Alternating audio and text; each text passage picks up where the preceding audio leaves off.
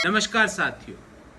15 और 16 जून की रात को चीन ने एक बहुत बड़ा दुस्साहस किया, एक अक्षम्य अपराध किया जिसमें भारत मां के 20 बेटों ने अपनी शहादत दे दी।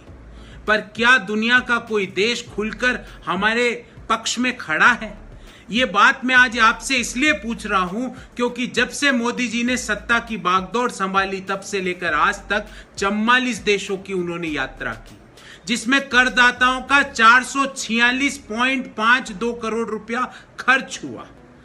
आज रूस ये कह रहा है कि China and India should resolve their conflict themselves, अर्थात चीन और भारत अपने मुद्दे, अपनी परेशानियां स्वयं निपटाएं।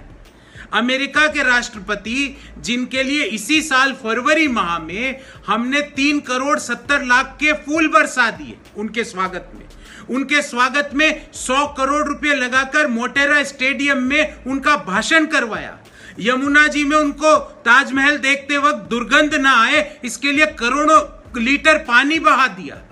और हमको क्या मिलता है उसके बदले? हमको यह मिलता है कि HCQ की दवाई अगर एक दिन भी डिले हो जाती है तो रिटेलिएट जैसे शब्द सुनने पड़ते हैं। हमें यह मिलता है कि चीन के दुस्साहस पर अमेरिका अपनी चुप्पी धारण कर लेता है।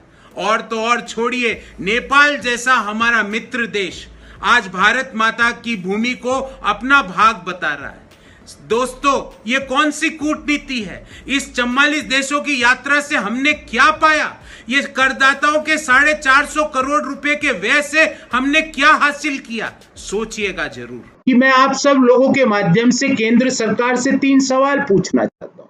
मेरा पहला सवाल ये है कि अगर हम कंपैरिजन करें एक्साइज ड्यूटी का 2014 से और आज की एक्साइज ड्यूटी का, तो 2014 में पेट्रोल पर 9 रुपए 20 पैसे प्रति लीटर एक्साइज ड्यूटी लगती थी, जो आज 33 रुपए हो गई। तो ये 258% का जंप क्यों हुआ? डीजल पे एक्साइज ड्यूटी 2014 में मात्र 3 रुपए 46 पैसे केंद्र सरकार लगाती थी, जो आज 31 रुपए 83 पैसे, मतलब 820% की वृद्धि क्यों हुई? क्या केंद्र सरकार के पास राजस्व के कोई और स्रोत नहीं है? क्या उनका एकमात्र स्रोत मध्यम आय वर्गीय और निम्न आय वर्गीय लोगों से पेट्रोल और डीजल की वसूली, एक्साइज ड्यूटी से वसूली करना रह गया है? क्या उनका और स्रोत आयकर नहीं है? क्या उनके और GST के स्रोत नहीं है? ये हरदम इस पे ही वसूली क्यों?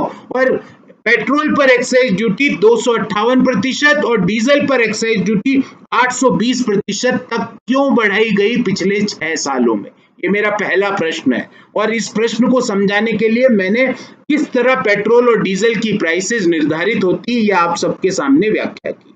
मेरा दूसरा सवाल है, आज हम एक बहुत बड़ी विपदा से गुजर रहे हैं। देश कोरोना के मध्य में है, कोरोना के केसेस लगातार बढ़ते जा रहे हैं। लॉकडाउन की वजह से भयंकर मंदी भी आ चुकी है। जो कम मंदी थी हमारी इकोनॉमी में, वो भयंकर मंदी में कोरोना ने बदल दी।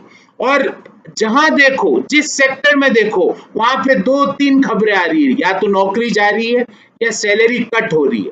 जब नौकरी जा रही है, सैलरी कट हो रही है और रिजर्व बैंक ने मुद्रास्फीति की दर 7.5 से 8% तक मानी है, तो इन सब को मद्देनजर रखते हुए आज जरूरत थी कि लोगों की कॉस्ट ऑफ लिविंग को कम किया जाए।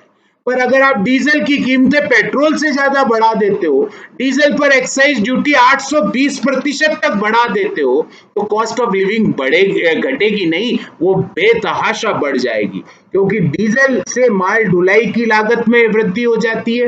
अन्नदाता जो जेनसेट यूज करते हैं, अपने ट्रैक्टर को चलाने में जो तेल यूज करते हैं, वो डीजल है।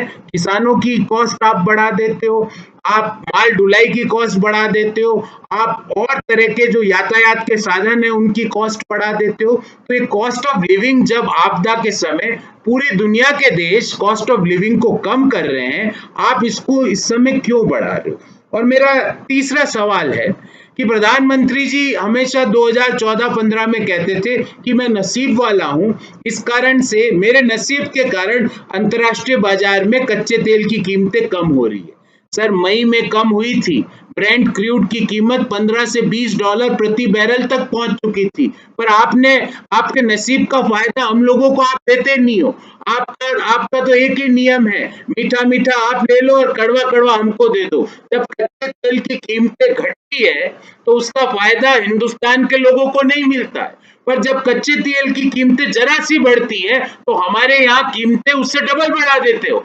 अब उसकी जो परसेंटेज इंक्रीज कच्चे तेल की है उससे डबल परसेंटेज इंक्रीज हमारे यहाँ रिटेल प्राइस में हो जाती है। ऐसा क्यों? और चौथा और अंतिम प्रश्न ये है कि दुनिया में आपने एक कीर्तिमान स्थापित किया है। दुनिया में पेट्रोल और डीजल की जो कीमत है उसके अंदर 70% टैक्स है हमारे देश में, जो दुनिया के किसी भी देश में अगर आप कंपेयर करें वो मैक्सिमम है। मैं यहाँ पे अमेरिका, ब्रिटेन, ब्राजील इन देश नहीं, दुनिया के हर देश से हमारा टैक्स पेट्रोल और डीजल में ज्यादा है। ऐसा क्यों सर? ऐसा इस आपदा के समय आपको हमें रिलीफ देना चाहिए था, आप हमारी कॉस्ट ऑफ लिविंग को क्यों बढ़ा रहे हैं? ये मेरे आज के 4 सवाल थे माननीय प्रधानमंत्री जी से, क्योंकि तेल के मंत्री तो कुछ बोलते नहीं है, और सरकार से। और इसको सवाल पूछने से पहले मैंने आपको पेट्रोल और डीजल का पूरा स्ट्रक्चर बता दिया कि 70% से ज्यादा जो कीमत के अंदर जो पेट्रोल और डीजल का अंश है वो केंद्र और राज्य सरकारों के कर का अंश है। सोचिएगा जरूर, और कल मैं एक नया विषय लेकर आप सब लोगों के सामने आऊंगा। तब तक के लिए बहुत बहुत धन्यवाद। आपने ये वीडियो देखा, बहुत बहुत धन्यवाद और आभार एक बार फिर।